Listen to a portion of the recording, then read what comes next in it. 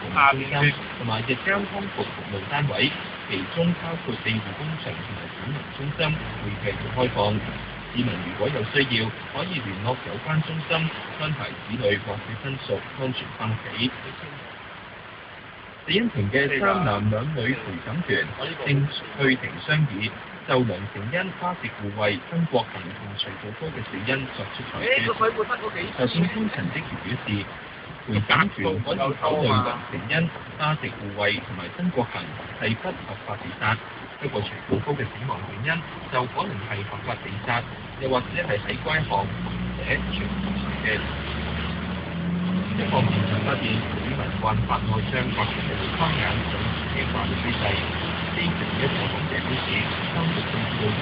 歲就開始食水花，一同議員話26至55歲有法比賽。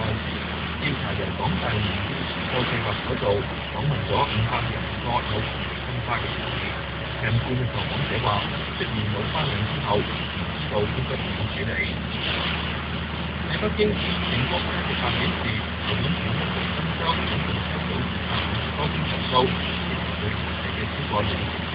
其中係整體地區同埋旅遊地區，整體嘅投訴有下降趨勢。教育辦表示，舊年5月全國總共接待咗足足4000多萬嘅旅客，總收入2.6億元。喺今年嘅5月中週，多個部門包括交通部署，確保大型活動嘅保安同埋嚴重重大火災，確保人身安全，同埋確保飛機嘅平安正常。國務院副總理吳文警告，美國就中國嘅知識產權爭議將會損害雙方貿易關係。